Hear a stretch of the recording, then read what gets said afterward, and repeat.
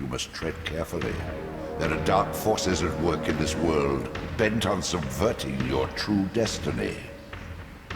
I have no doubt of that. The question is, am I in their presence right now? Your arrogance will spell your demise, Raziel. Deny my will, and the arc of your destiny will reach a sudden conclusion. Your threats are unmoving. Even now, I'm beyond your reach. My reach is longer than you realize. This is a very dangerous game you're playing, Raziel. I love that one. That's a good one. Hey everyone, welcome back to Soul Reaver 2 Remastered.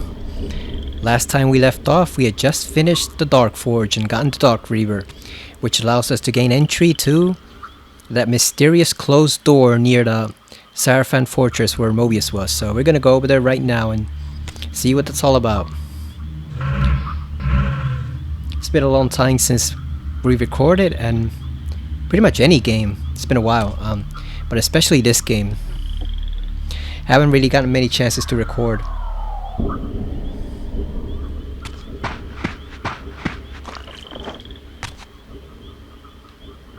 How do we switch the graphics again? I completely forgot already. Oh, there they are.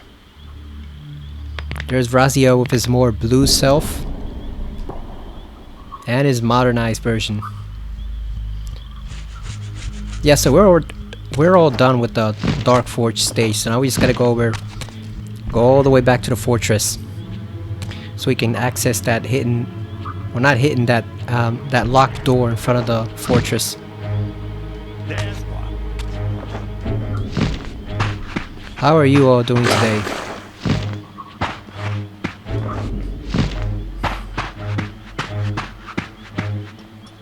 Not much to report. I've been busy with listen. I was gonna say I've been busy with Persona 3 as usual.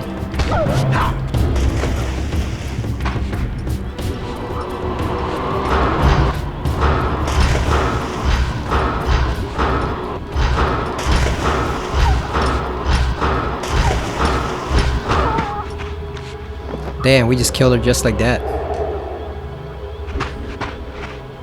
Gave her a heart attack. Yeah, I've been busy playing Persona 3 as usual.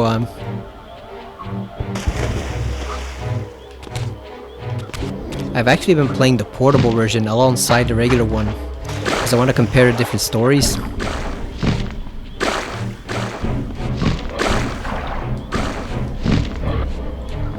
One thing I don't like about the swamp section is how difficult it is to navigate, because you get stuck in the muck right there.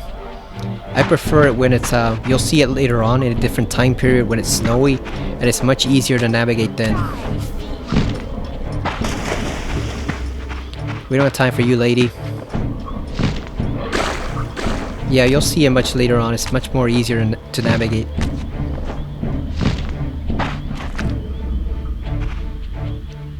Yeah, I've been playing Persona. I've been playing Persona 3 portable. As always, I wish we'd gotten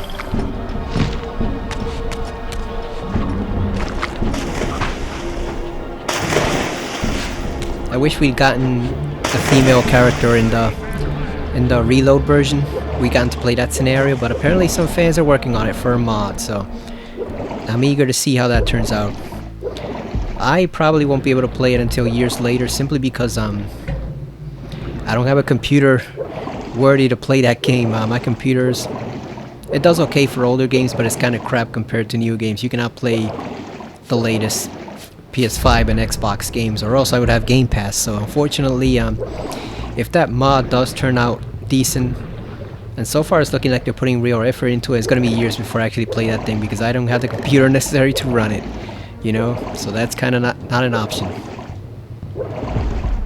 I just remember there was a trophy for disturbing all the birds close to Vordor's location at the Light Forge, but I think we gotta go back and do it again in a different playthrough, because you have to do it from the very beginning, and we missed 3 birds close to where the original entrance was, so I think we're kind of screwed there. We have to do that on a separate playthrough because we missed 3 whole birds that we needed for the trophy, sir. We cannot do it on this run.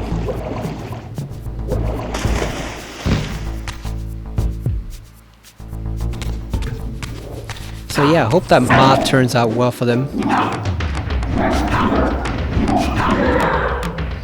It's been a while since I recorded this particular game, so let me know if the audio settings are off or not.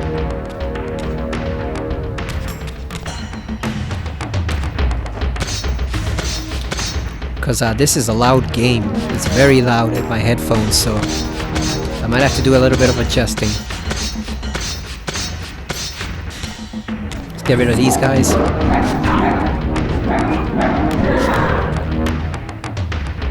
Yeah, I'm eager to see how that mod turns out for Reload, but like I said, I won't be playing it for at least a couple of years because I don't have the money to get another computer right now. I barely have the money to get a Switch 2.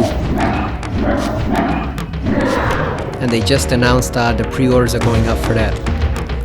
Most people I've talked to have decided not to buy it right away, but I have Best Buy rewards that are gonna expire, so I kinda have no choice. Plus, given all the health stuff that I usually deal with, I might be dead by next year, so I'm not gonna wait to play it. I'll get it and play Mario Kart World, even if I have to scrounge up some discounts from Best Buy.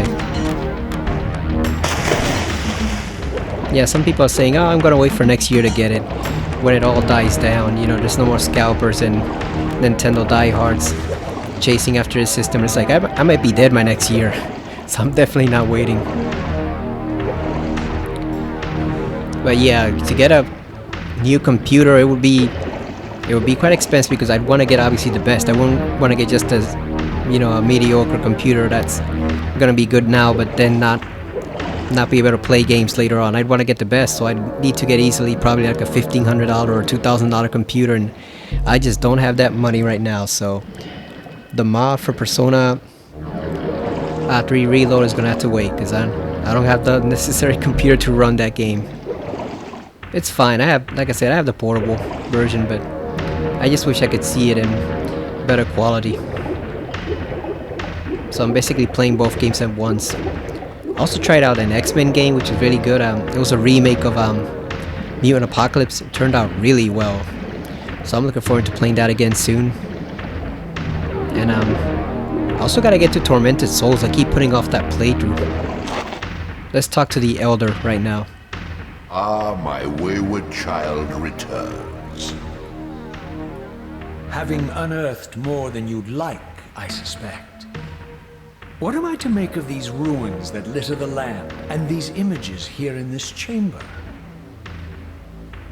Merely the deceits of a failed civilization. You are being misled, Raziel. This ancient race hoped to manipulate the future with these scrawled misdirections. You must tread carefully. There are dark forces at work in this world, bent on subverting your true destiny.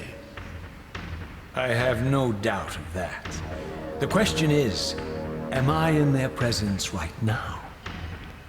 Your arrogance will spell your demise, Raziel. Deny my will, and the arc of your destiny will reach a sudden conclusion. Your threats are unmoving. Even now, I'm beyond your reach. My reach is longer than you realize. This is a very dangerous game you're playing, Raziel. I love that one. That's a good one. When he tells him to his face, I don't trust you. You know, he's talking about dangerous forces at work, and Raziel just tells him, am I in their presence right now? I like that one. He's taunting him right to his face.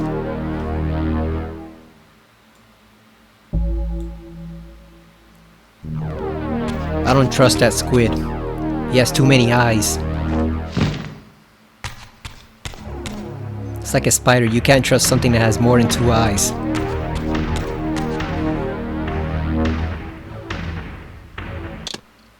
I think I'm gonna make a separate save just in case something goes wrong with this recording, since I haven't recorded this particular game in a while. You know, just in case I need to go back and redo that little section.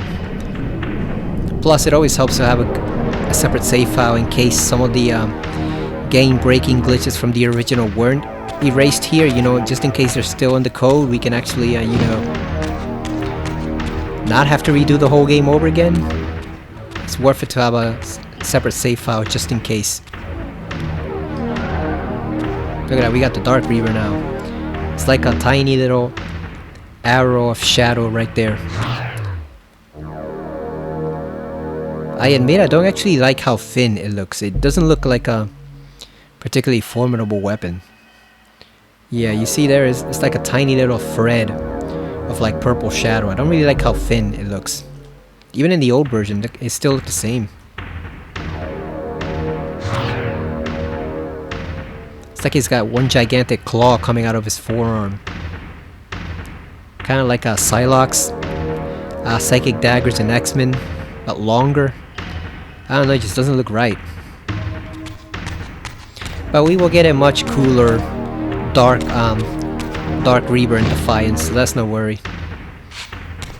We'll play that game after this. I don't know if it's worth it to play Blood Omen 2, because Blood Omen 2 kind of sucks. But it's on PS4 and PS5, so if I don't want to play the PS2 version, I might as well buy it and play it there. Support the series. Because the thing about the PS2 version, it has some serious load times, and that's what I don't want to deal with. It has some serious load times, and also I think there's some voice acting glitches where it kind of like it kind of becomes like you remember the old Godzilla movies where the voice acting was out of sync? You know, like the actors on screen are saying one thing and then their mouths are moving at a different speed. That's pretty much what it becomes in the PS2 version of Blood Omen 2 near the end.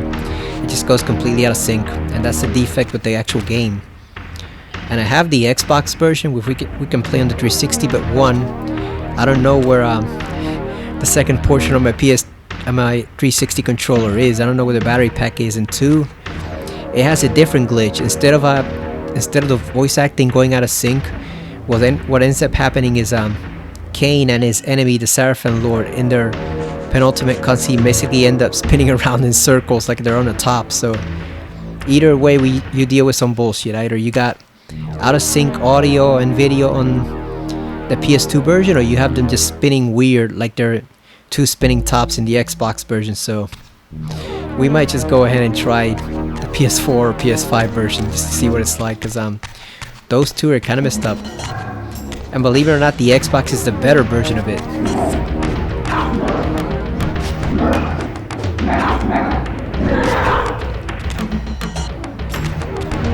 Is that game worth playing? I'd say yes, but mainly for one section of the game. And you might think, how can one section justify playing a whole game? But actually, it's a good one. It's a section called the Eternal Prison, which might have been built by Mobius here, or he might have assisted in his building. But it's a very cool Clive Barker Hellraiser type of section in that game. It's almost like the labyrinth from Hellraiser, but like wide open and like this alternate other dimension. It makes the game well worth playing. So I'd say if the question is if Blood Omen 2 is it worth playing just for that, the answer is yes, because for $10 of however much it retails, it actually is worth playing for that particular section when Cain goes to that place to retrieve an old prisoner. It's a very surreal, very Clive Barker-esque in how it's portrayed, and it's probably one of the most unique sections in a game I've ever seen. So it's definitely worth playing for that alone. Even though the story's kind of janky, even though the gameplay is very janky, it's worth playing for the Eternal Prison, because I don't think up until Control with that rock quarry where Jesse visits, I don't think we'd seen anything like that ever in a video game. So it's well worth it just for that. But the rest of the game kind of sucks,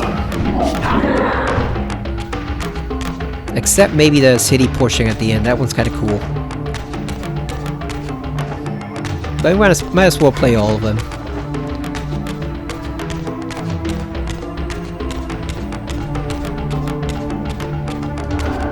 Let's open this door using our newly activated Dark Reaver. I like the sound effect that it makes.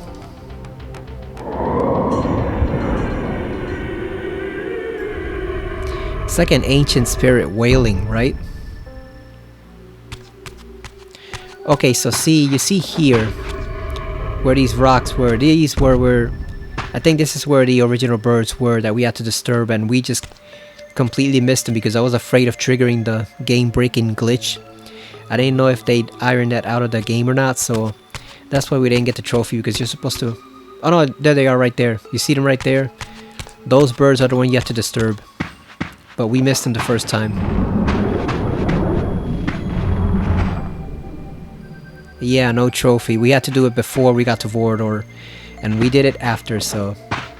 Yeah, I'm gonna have to do it on a separate playthrough.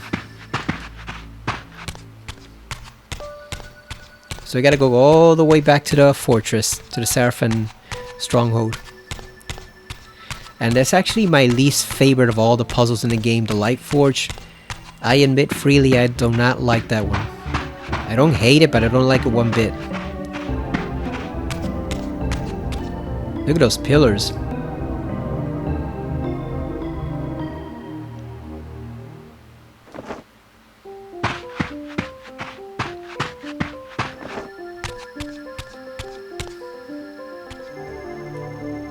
Doesn't look too different. I think that's the issue obviously some fans have with this version. It's like they put a lot of effort into remastering the first one, but not so much into remastering the second one.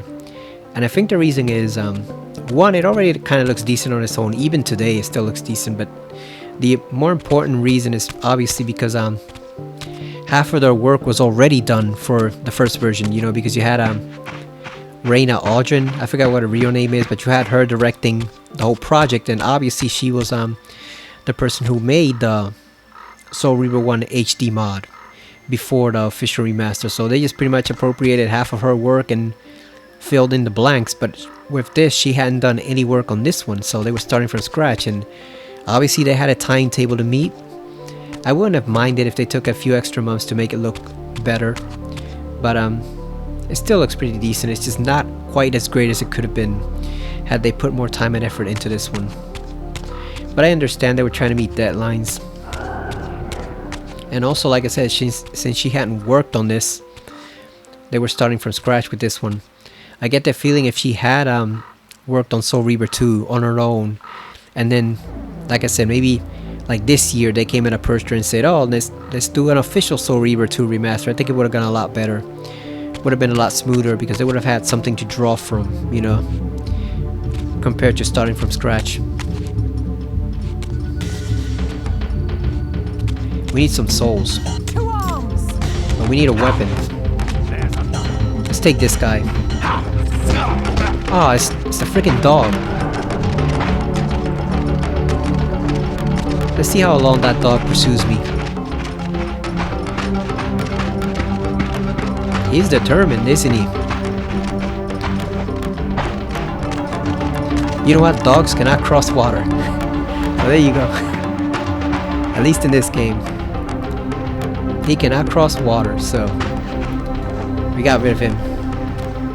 Let's burn someone with this right away. Hope that guy doesn't have a dog with him.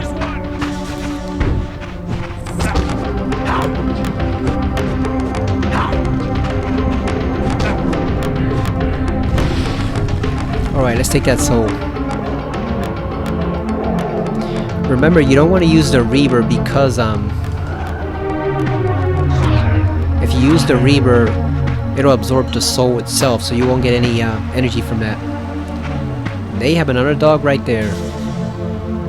So let's just glide right over here past them.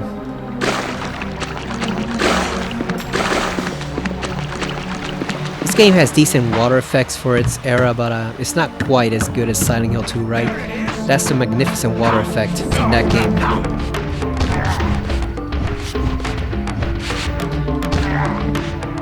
The old heart rip. Alright. They're not giving us much energy. We gotta find some better souls. There's one of Wardor's spies right there.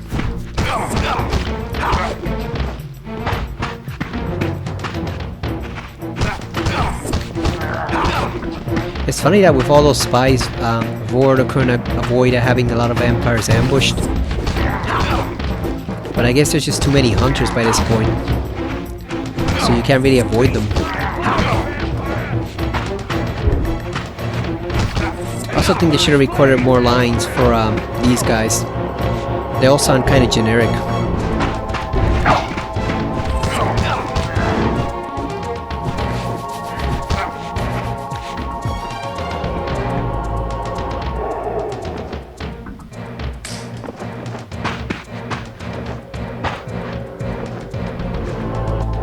There we go. Yeah, I guess there's just so many vampire hunters at this point due to Mobius that it's impossible to avoid them. Like I said, I have no idea why Wardor didn't just flee to like the uncharted parts of Nosgoth, you know, the mountains and stuff, but I guess he's just stubborn. He's like, this is my land and you're gonna take it from me over my dead body. Because he could have just run. He could have just ran away from all this stuff. But like I said, I guess he doesn't want to give up his home. Plus, who knows what's out there. I like how they're just standing there watching this woman get killed.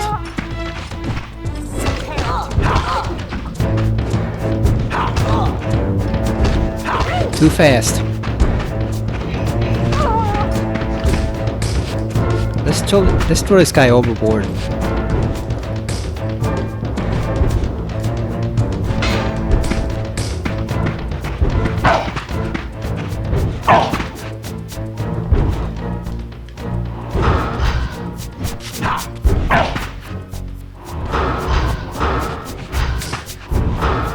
I want to drown him.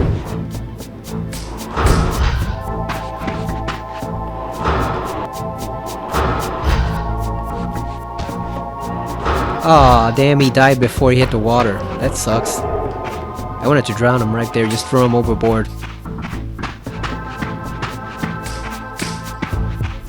Let's grab this, even though we don't need it. Because we're going in the water now. So you see that crystal there? We need the light Reaver to activate that crystal. But we don't have it, obviously. If you try to just shoot regular energy at it, it doesn't do anything.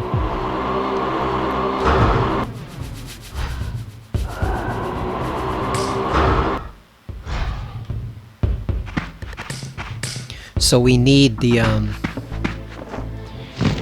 light Reaver.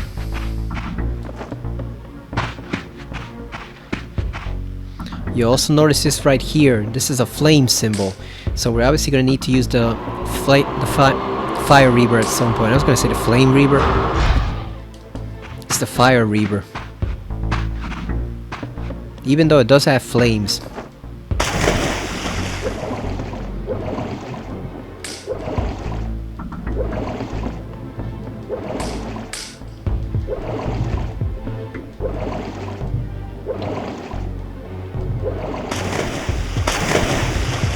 Where is that exit for the tunnel?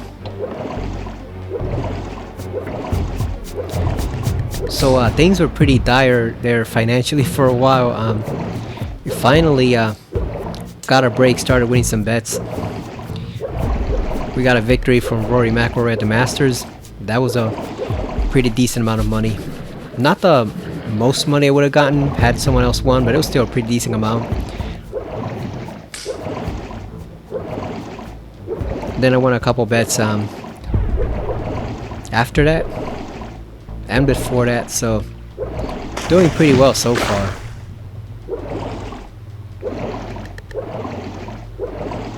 That was a spectacular win, pretty much. It was the most insane win he could have pulled off in a golf tournament. I cannot see where I'm going. Like, where's the doorway? Oh, it's over here.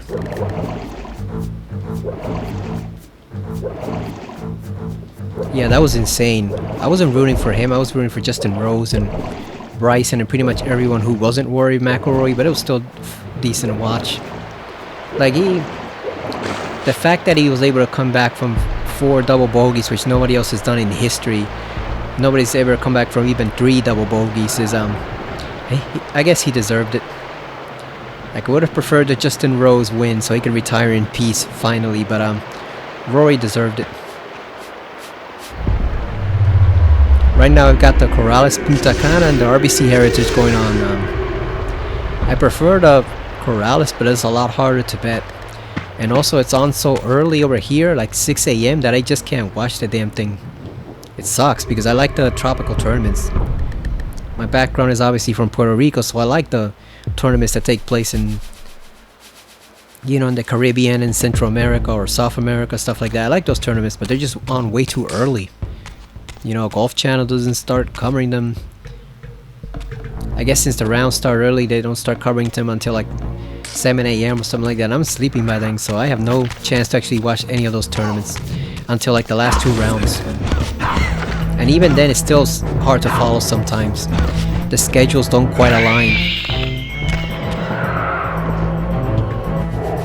So even though the RBC Heritage kind of got ruined because of the whole new elevated event, no, designated events, what they call them, the whole designated events policy kind of ruined that tournament. If you want to watch golf, you really got no choice for watching and betting other than the RBC Heritage on the men's side, because the Corrales is on way too early. I'm not waking up at 6 a.m. to watch golf, or staying up until like 10 p.m. to noon just to watch a golf tournament. That's insane. So let's see if we get any money from that. Everyone's pretty much rooting for Justin Thomas. I kind of hate him at this point because of how horribly he's performed over the past 2 years, but I guess if he wins is okay. I still get some money for it. Money is money, no matter the source, you know, even if it's from a guy you hate. Like I said before, I hate the Philadelphia Eagles, and we got a ton of money from them from the Super Bowl, so money is money. It lets me buy more games and more movies, so it's all good. Now this one is actually pretty decently designed. You can see right there, they put a lot of work into the architecture and artwork of this game, but you won't really see just how creative these designers were until you reach the Air Forge. That's pretty much like the masterpiece center point of the game, in my opinion. It's like the singular set piece, the Air Forge.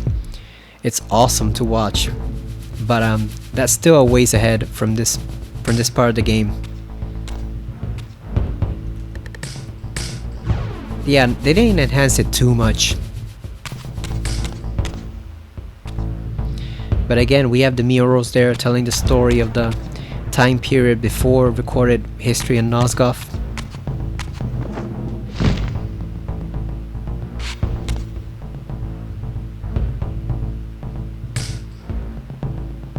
He's going to monologue again.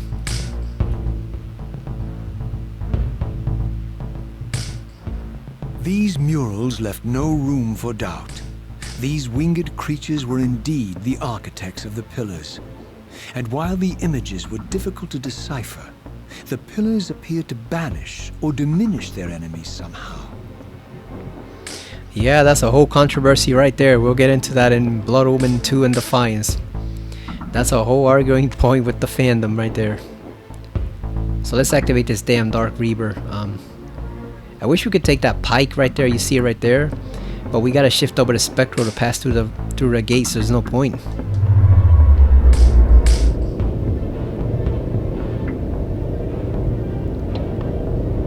I do like the backdrop that you get inside here, where you can kind of see you're kind of in the mountains at this point. It doesn't seem that far ahead from the from the stronghold, but it actually is.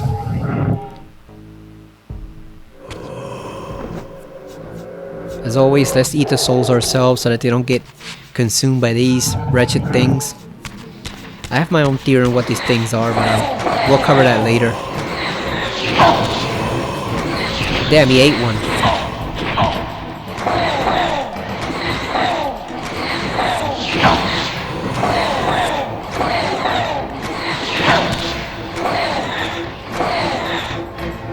Yeah, let's get all 3 of them back. There we go. Spectral realm is clear. Yeah, like I said, I have my own theory on what those things really are, but we'll get into that much later. Oh, look at that, they're still waiting over there. Let's ambush them.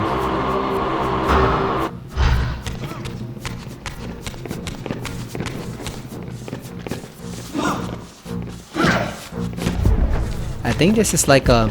well, it's a battle axe, obviously, but I think it splits them in half.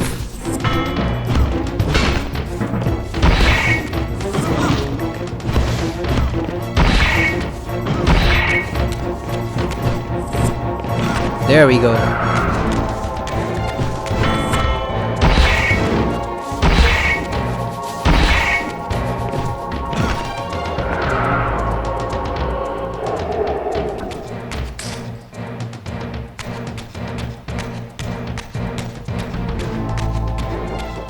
Now this is actually a little preview of the statue inside, which is actually a cool little detail right there.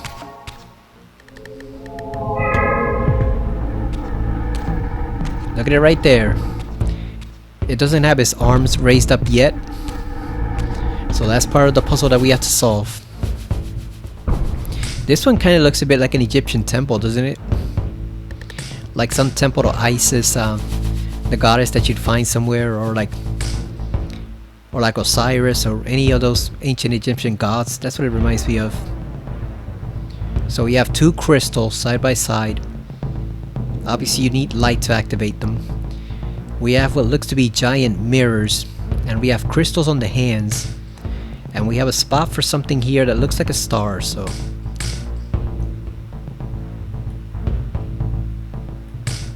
okay, so they added a bit more detail here. You can see obviously the carvings on it.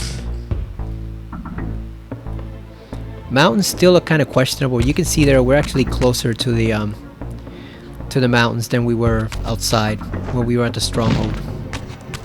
I wonder if this is where Cain would go on to build his mountain stronghold in Soul Reaver 1. So obviously we do not have the star necessary to open this up. And unfortunately we're gonna have to abandon our battle axe right here because we can't pass through it. So we can open this door, but not yet, I think. I think you need to open it from the inside out.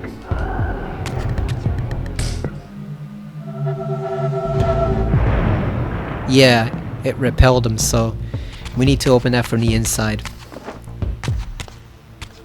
Oh yeah, and because we shifted over to the Spectral Realm, we don't have the Dark Reaver anymore, so that's why it won't open.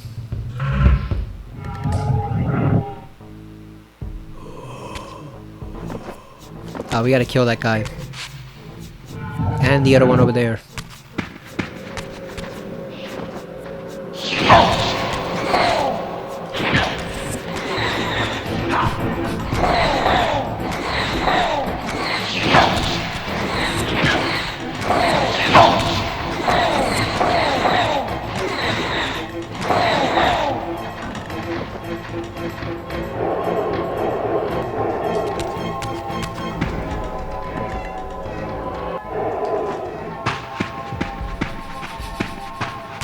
There we go, we saved all those souls from being consumed by those creeps.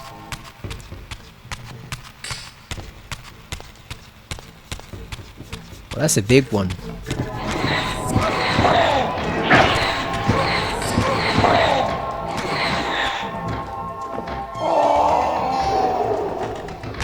We definitely do not wander around consuming any souls.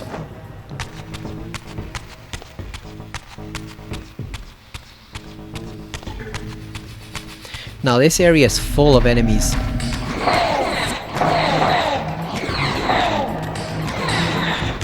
You're gonna see soon, this area is pretty full of enemies here.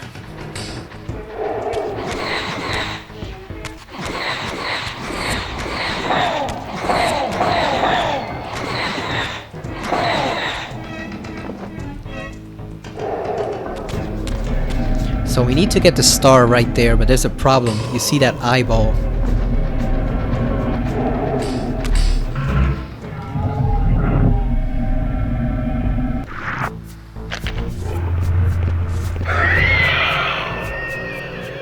Yeah, that's an instant death right there. So as long as that eye is right there, we cannot get that star. Because it'll kill us instantly, so we have to find some way around that.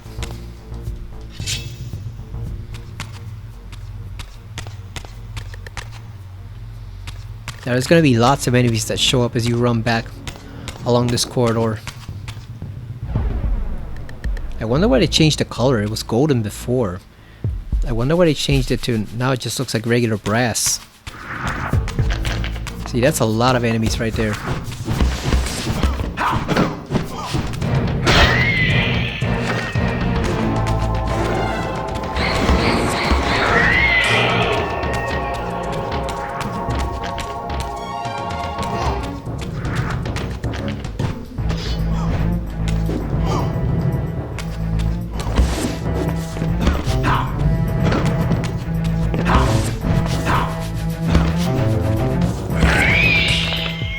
He can also rip them in half like that.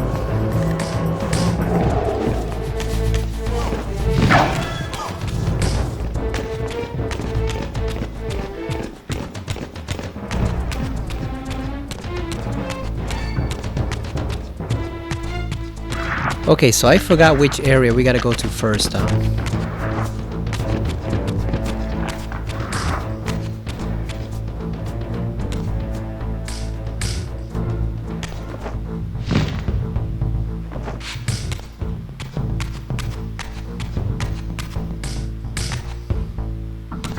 Okay, so we need a mirror, and we need the Dark Reaver for this one.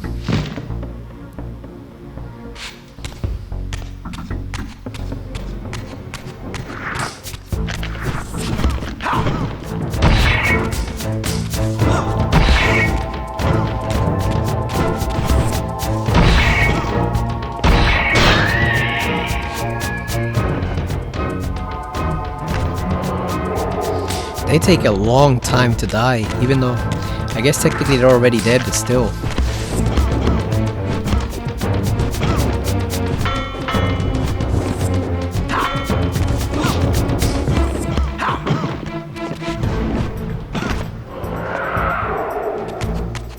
This game really could have done with some more boss fights, you know, instead of just regular enemies. It would have served the game a lot better. Because as it is, you only really get boss fights at the very end, and even then they're not all that great. They're not really traditional boss fights, they're more like enhanced enemies.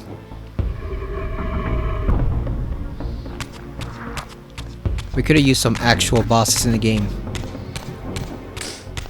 Alright, so we got the light, we got the door where you open up with the light. What else is over here?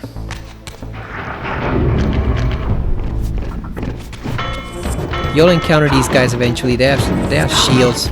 I mean, you'll encounter them occasionally. They have shields that you can use to solve the puzzles.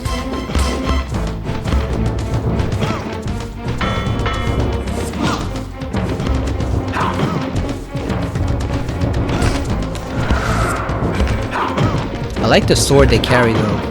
That's a cool weapon.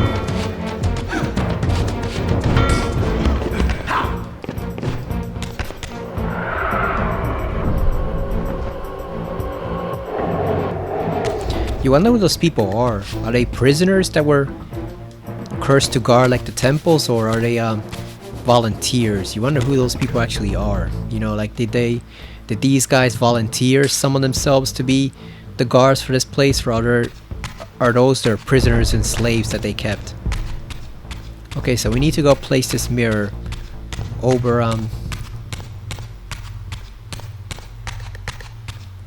we need to place it over here. One interesting thing is that I think, if I remember right, the mirrors repel enemies. So as long as you carry this, you don't really need to be concerned about the enemies because they repel them. I think you have to place it over here. Let's see. Yep.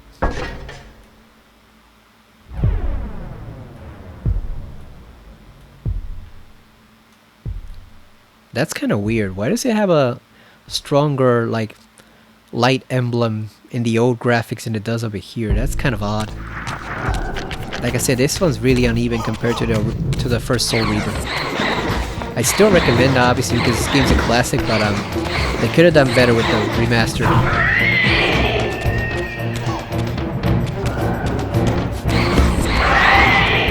Speaking of which, I gotta get back to the Tomb Raider remasters. I haven't even finished the first, never mind 2 and 3.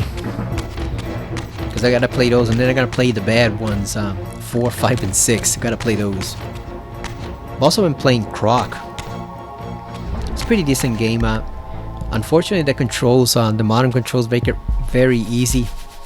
But on the other hand, I've heard the tank controls are so hellish that you really don't want to mess around with them, you know.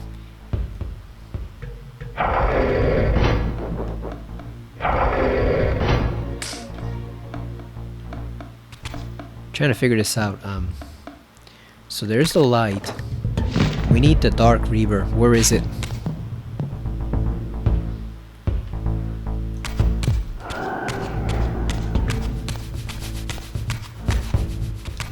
Okay, so we have that there.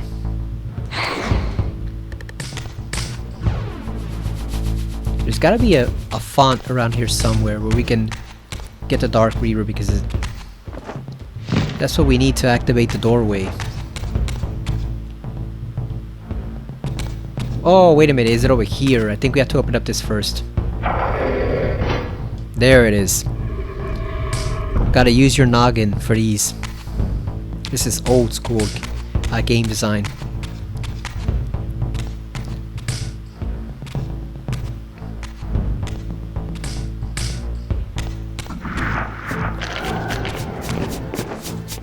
I do not have time to bother with these. That's a lot of enemies.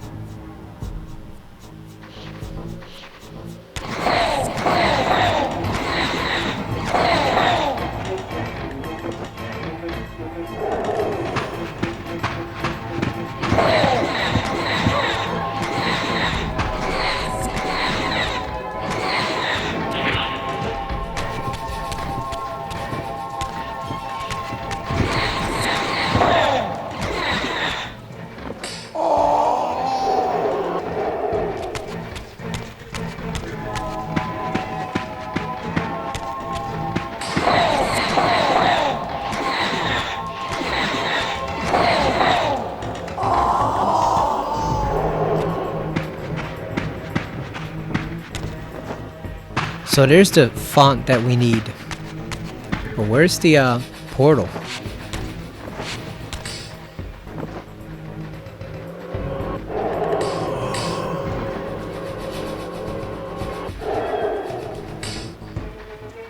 Yeah, where's the portal?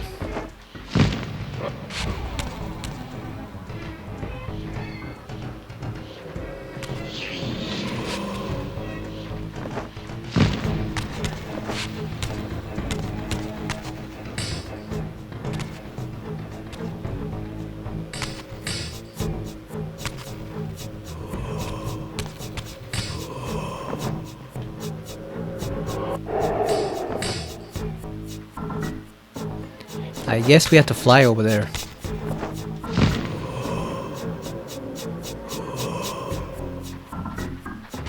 I was concerned we weren't gonna make it.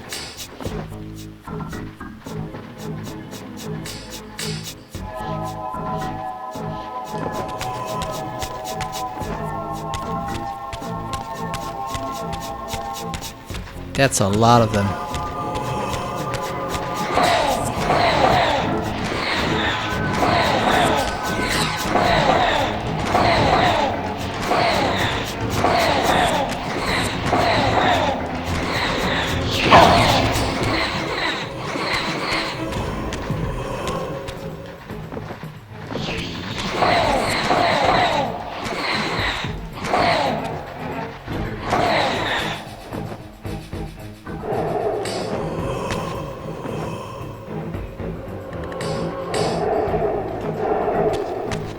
Yeah, we cleared the room.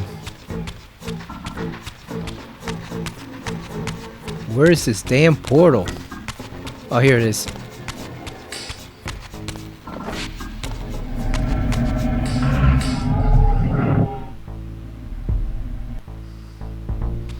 Alright, so do we go for the axe or do we go for the pike? Let's go for the axe. Okay, so we need the Dark Reaver to activate this platform over here, the shadow platform.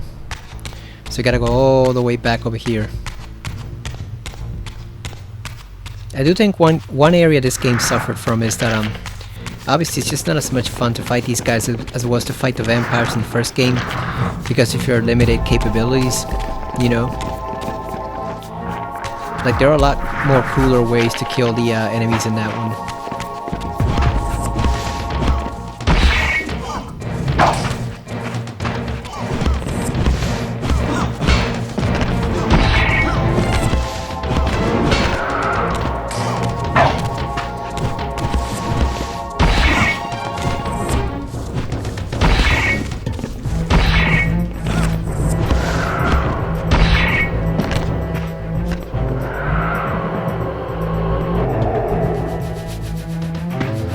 Even though they give you a lot of weapons in this game, but the thing is, it's just not as fun without the capabilities. You know, with the like the glyphs. And obviously you had the Fire Reaver over there that could set enemies on fire.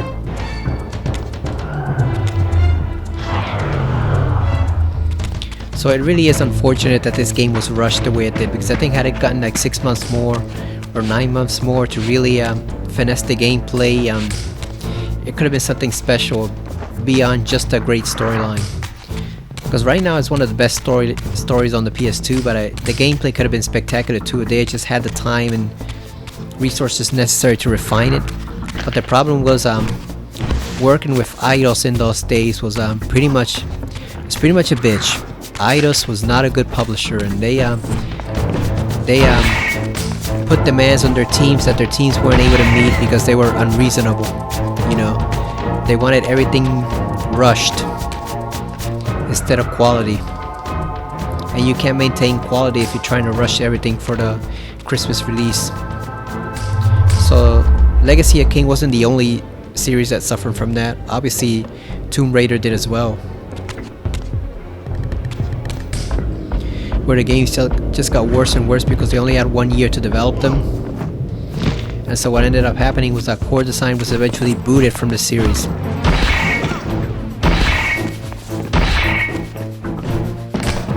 And like I admit, core design probably had a lot of faulty ideas, but Eidos was definitely part of the problem. Eidos was just not reasonable when it came to the demands of publishing video games. You have to give developers time to work.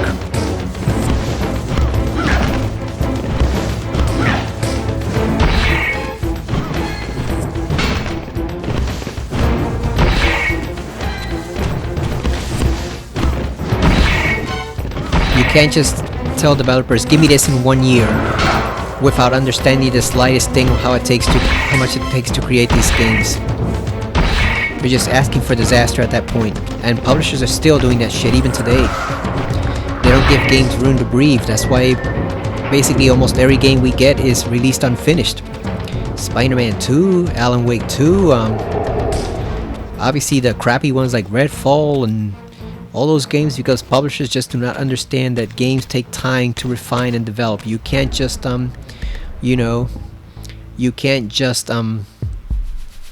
tell a team from scratch, oh, build me this game in 2 years and have it ready by Christmas. That's not the way it works, you know. You gotta give people time and room to develop stuff properly. But unfortunately, a lot of companies are just plain greedy and don't understand that. So all that crap still goes on even today. The only guy who can develop his games the way he wants it to pretty much is Hideo Kojima, and that's mainly because he self-publishes. You know, he's got Kojima Productions, and then they go on and they make it clear to whoever's helping them publish their games that they need the proper time and space to develop them.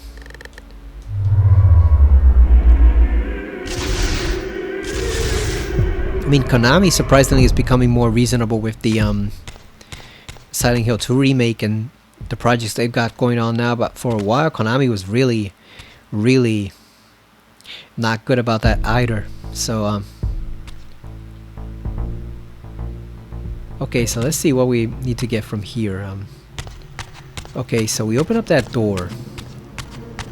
We open up that door. We can't cross the fence just yet. So we open up the door.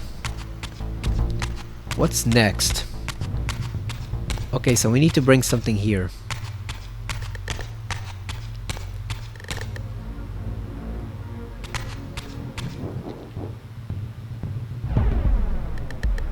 Did we miss something from up there or not? Huh. Kind of stuck right now. We need to place something here, but I don't remember what it is.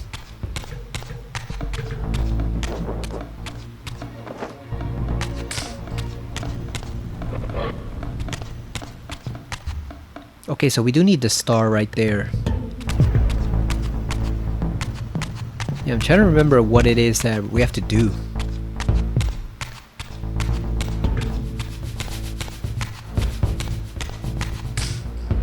Because this is locked. We can't go through here.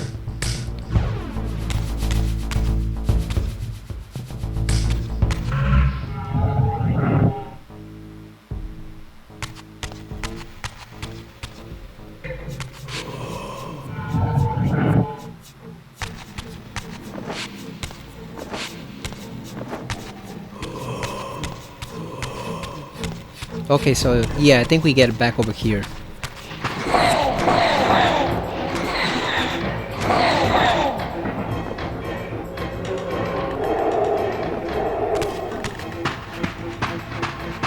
So I gotta go all the way back over here.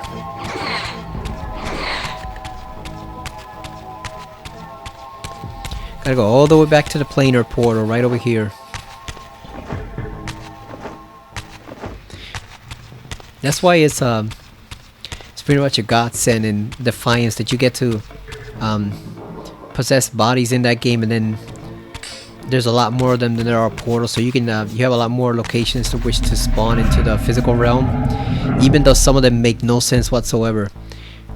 Like apparently you'll have bodies that are that are apparently buried in like second floor of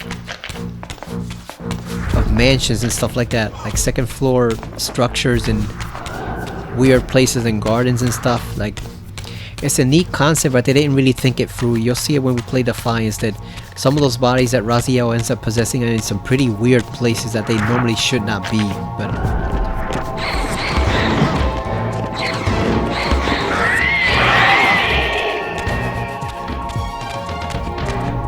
okay, so let's see what we gotta do to figure this out.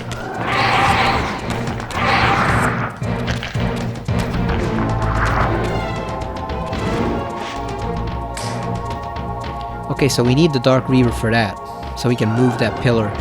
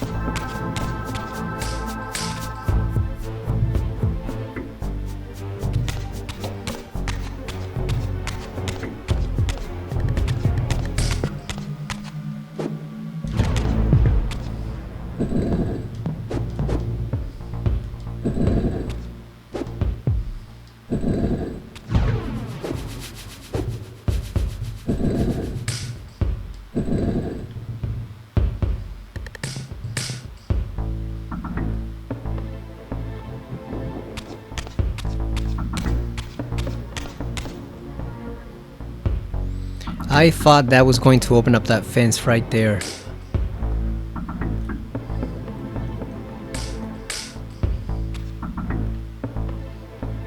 So that does not open up that fence.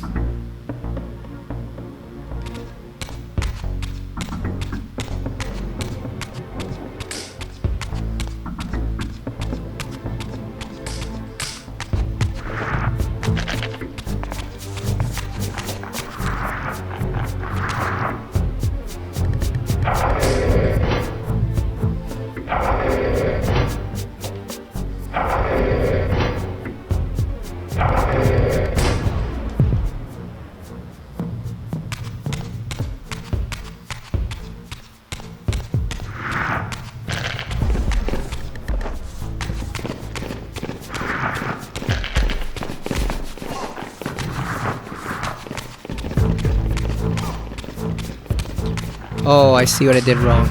I forgot to open up this part right here. God damn it. That's what we did wrong. Forgot to open up this part right here.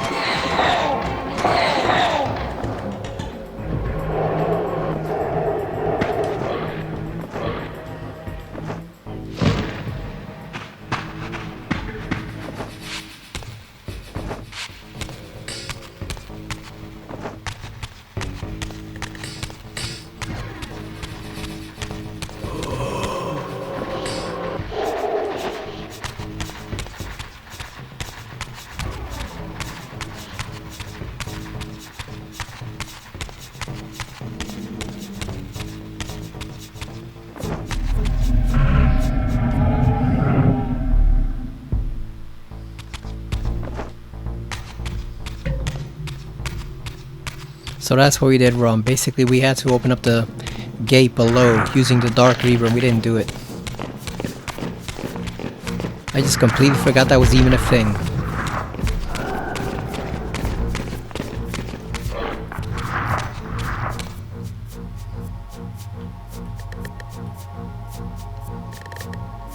Look at the mountains. Okay, this one actually does look a little nicer in the new graphics that it did in the old one. Although I don't know why they changed the shape of the trees. That's kind of weird. They're completely different trees now. That doesn't make sense. A lot of stuff with this remastered doesn't make sense, but we're gonna choose to ignore it for now.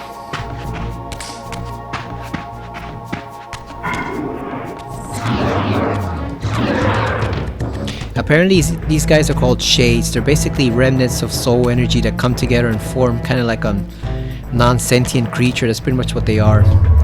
Little pieces of souls here and there that combine to make one being.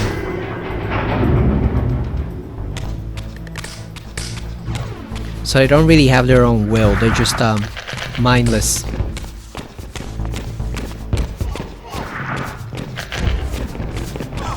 There's way too many freaking skeletons in this building.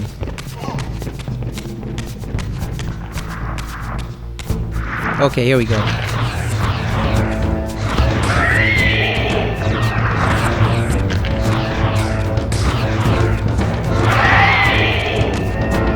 I do like how powerful the Reaver is, though. It's kind of an upgrade from the first one. Because it didn't automatically shatter enemies like that in Soul Reaver 1. It was optional.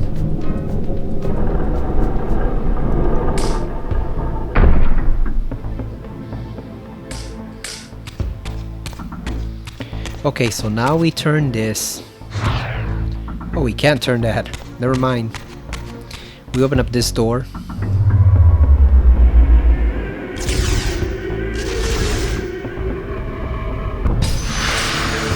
There we go. We lit up one crystal. So now we need the other one. Need the left one. So now what we gotta do, gotta go all the way back over here.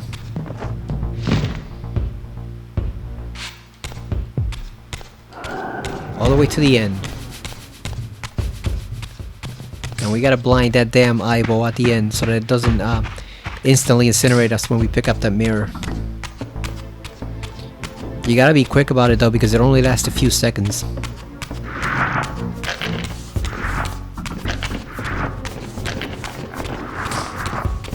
Just ignore these guys for now. You're gonna get a lot of combat in the next section after this, past the stronghold.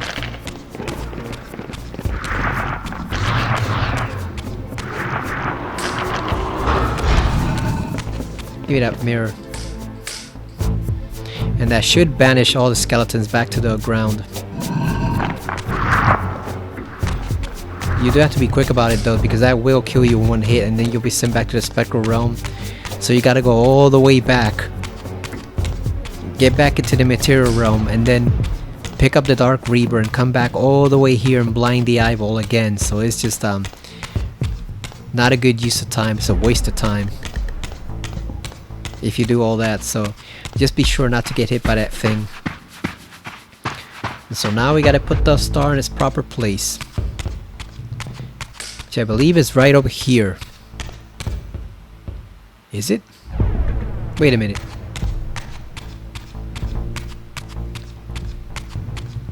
Did it open up the path or not?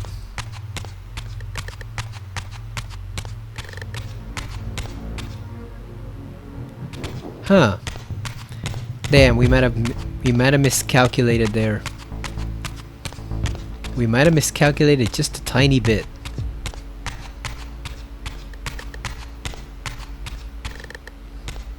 Okay, we came from... Is it this direction or... No, we got it from over here.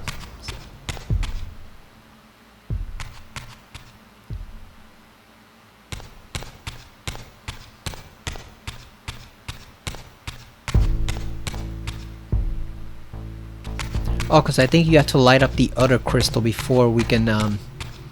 Never mind, we have to light up the other crystal before we can put the thing in. Yeah, because there's no way for him to climb without the... There's no way for him to climb without it, so...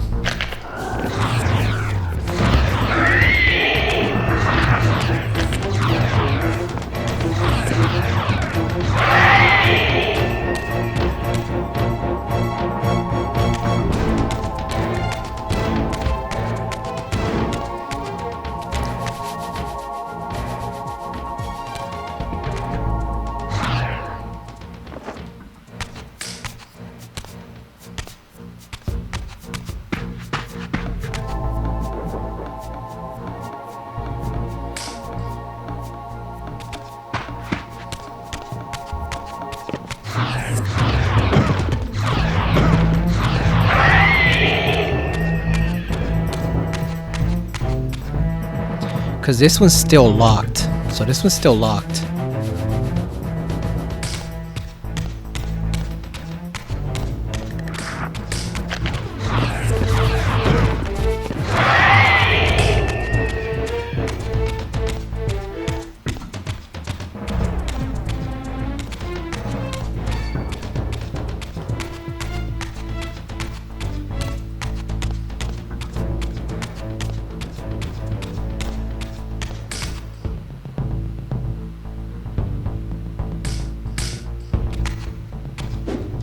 So we can't adjust this one. We cannot adjust this particular mirror. This one's just for opening up the door.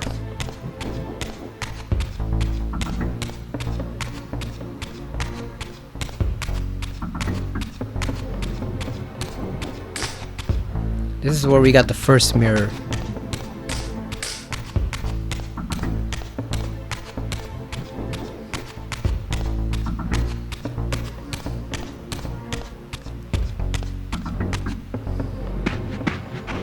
And we know that way's the star that we have to get. But what we need to do is open up this, either this gate or the other one so we can actually pass through there.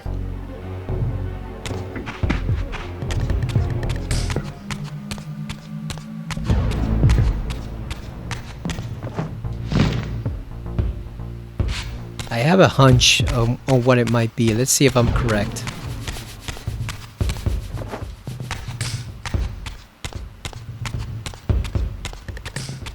We should be able to open up this door over here. Wait a minute, it's already open. Then what are we missing from over here?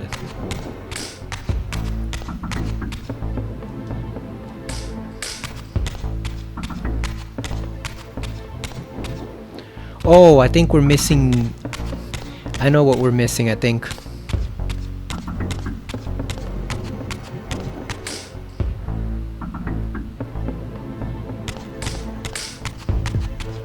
I think I know what we're missing here.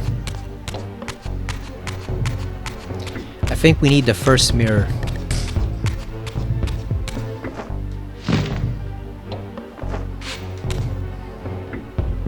Hopefully.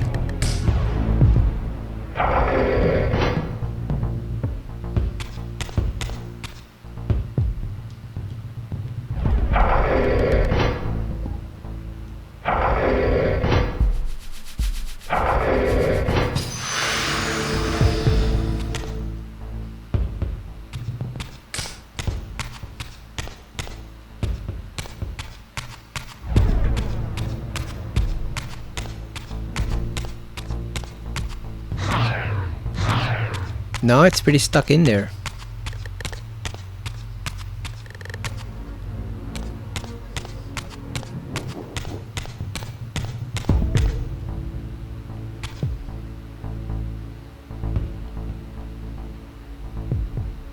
Because we need to get a second mirror over there somehow. But there's none around, so I'm wondering how do we...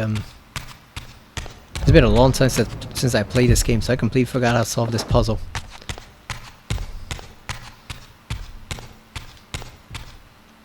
Okay, I don't think there's anything over here.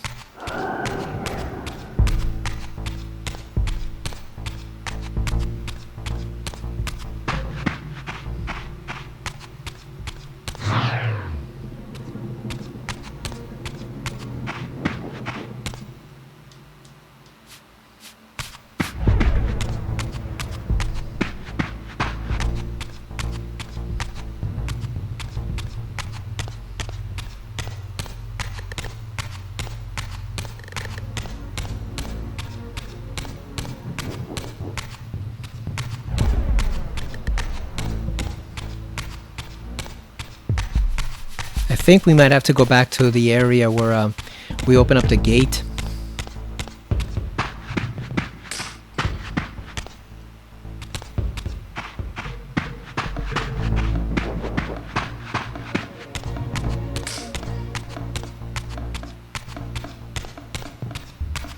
Yeah, I think this area back here. We might have to go back over here. And see what we can find over there.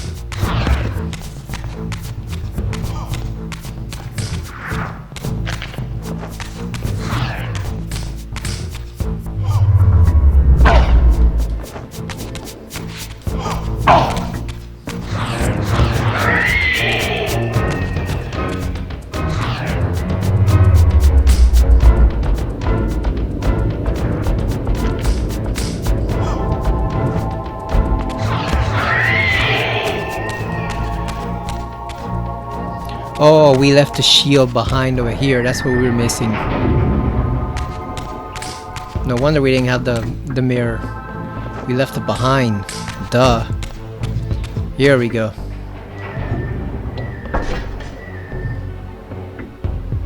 I guess when we killed those 3 dudes, we just didn't pick up the mirror.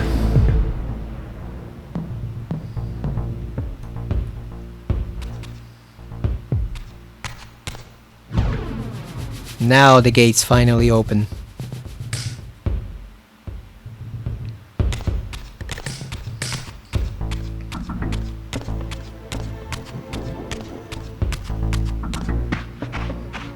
I wish Raziel could run a little faster like he does in Defiance, because this is one slow ass jog.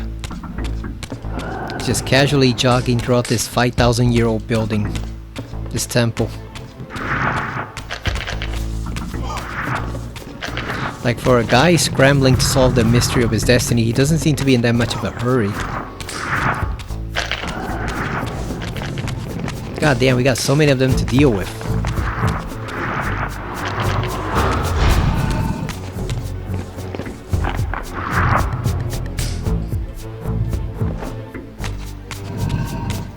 I don't like that he stops to flip the mirror there while time is wasting, because that could easily get him killed.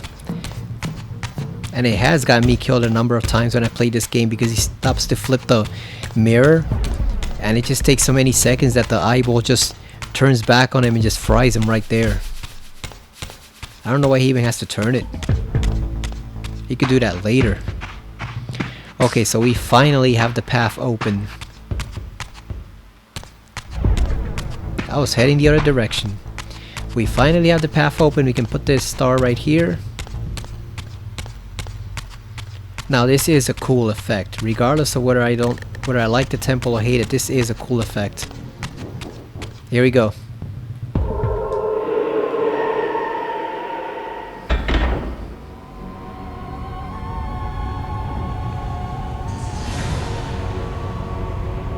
Look at this.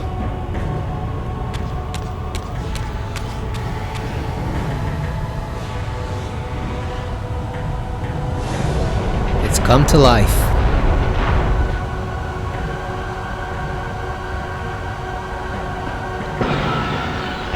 Almost looked like it was gonna clap there for a second.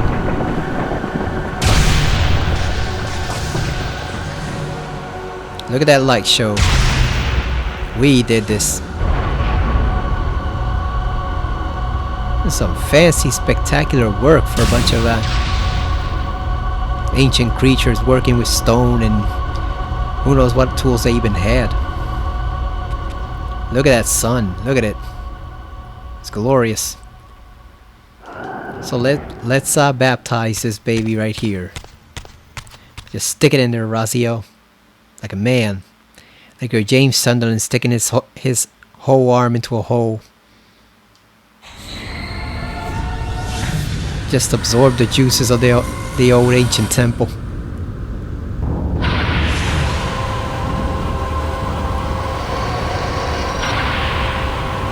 Enlightening sun.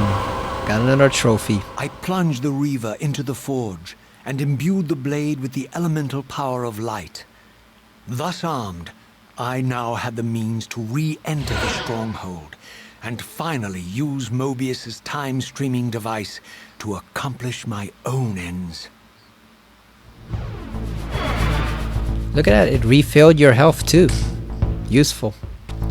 So unfortunately it doesn't actually do anything besides just open doors, but like I said, that's a consequence of it being rushed the way it was, and certain aspects of the game had to be cut. Because normally you would have gotten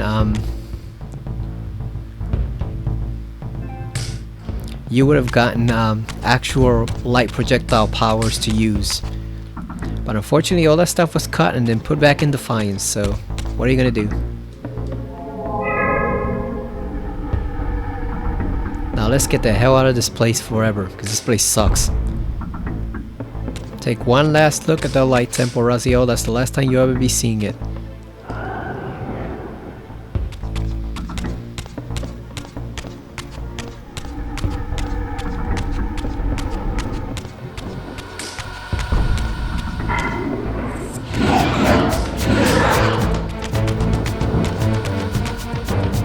serpent eating its own tail. I wonder what that's a reference to. We'll see, won't we? I guess this one is kind of cool looking. Almost looks like a lightsaber. Looks like Plo Koon's lightsaber. Remember that guy from Star Wars prequels? Probably the coolest looking member of the Jedi Council. Although I think his was orange, not shiny golden like this one. Okay, so we gotta hit these crystals to open up the doors. That's why people complain that the Reavers in this game are pretty much nothing more than elaborate keys, which was kind of disappointing. You know, the Fire Reaver had actual power in Soul Reaver 1, and here they're just elaborate, ornate keys, pretty much. But we did it. We solved the mystery of the Light Forge. So now we can go and proceed back to the stronghold.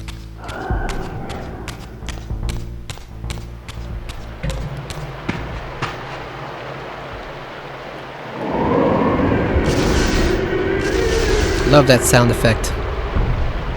It's like some ancient voices. And look at that, now it seals up permanently so nobody else can get in there. No one else can get in there. Not any of Mobius's creeps or anyone else can get in here. I guess if you were determined enough you could probably just blast open the door, but I guess nobody really cared enough to do that. Or else Mobius and the Pillar Guardians gave him the specific orders not to go in there. That's the most likely scenario. They just told him plain up front, don't go in there. Those are ancient ruins that do not concern you. You do not need to see anything that's in there.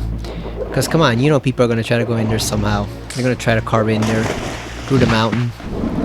I'm pretty sure they just told them not to go in there. Now this is where we leave you, because I'm going to go over and save. Because the thing is, after this, we got a long story section coming up in the stronghold, and there is not a safe spot until like literally 30 or 45 minutes later. We get no safe spot while we're going through that whole story section. So we are not going to do this now, because if we did, the video would be like 2.5 hours long. We gotta wait until next time. We're at 1:17 right now, so that's a pretty good length. We did the Light Forge. I like to do each of the temples individually so they can each have their own little video. Since they're all so complicated and elaborate, I want to keep them all separate. So we'll have one for the Dark Forge, obviously, then we have one for the Light Forge, one for the Air Forge, one for the Fire Forge, etc. I want to keep them all separate. But also, like I said, there's literally no safe spot from here. Once you enter the fortress right there and go back to do the story, there's no save point until you come back out here, which is literally like 45 minutes later. So we are not going to do that right now. We're just going to save. But we got a lot done, more or less. We got the most troublesome forge in the game out of the way. The other ones are much better. The Air Forge is pretty much the masterpiece of the game. It's like the most elaborate set piece. And then the Fire Forge is surprisingly short. It's a bit difficult to pull off, but it's short, so it doesn't take much time to accomplish that one and forge the Fire Reaver. Let's save in this one just in case something goes wrong with the audio. I mentioned this before, but I like the little platforms that you have here as an homage to like Blood Omen, when Cain had the ancient structures that he could save at. And you also have the blood fountains. This is kind of like an homage to the platforms in Blood Omen, like the little shrines that he would encounter along the way. So I like this. This little detail that they added into the game. You know, instead of just making ordinary save spots or just having you save anywhere, they added these as kind of an homage to the first game. I really appreciate it. That's a nice angle for Raziel right there. I wish this game had a photo mode. So yeah, there we go. We solved the Light Forge. We got the Light Reaver, so now we're going back to the stronghold. We're obviously going to beat with Mobius again next time when we do this. I want to just show you the Light Reaver opens up the door. Those are some massive ass doors. Look at that. Those are some huge doors. But yeah, we're going back in there to deal with Mobius again, and then we're probably gonna meet up with Kane in the next chapter. But that's it for now. Hope you're enjoying the playthrough. I got lost for a bit there in the Light Forge just because I didn't remember what to do, and I completely forgot to pick up that mirror, so that didn't help. It's been a while since I played this game. I mostly remember everything that I have to do, but there are some little details here and there that slip my mind just because it's been like 2 years since I played it. Still, it's good to see it on PS4 and PS5 and enjoying some renewed love from fans who are rediscovering the game, or in some instances discovering it for the first time, like Soul Reaver 1 and 2. These really are classic games. The first one is better than this one, obviously, in terms of gameplay, but this one probably has one of, if not the best story on the PlayStation 2, and that includes Silent Hill 2 also. Like, this is pretty much 1 and 2. There's your best stories right there, 1 and 2. This game and Silent Hill 2, in terms of the best narratives in games from the PS2 era, right there. So it's nice to see them getting some love and actual attention now. Maybe we can get a new game eventually, or at the very least we can have Defiance remastered so that we have the whole series remastered at that point. But like I said, that's it for now. Thank you for watching, and I will see you again next time on Soul Reaver 2 Remastered on the PS4. See you later, everyone.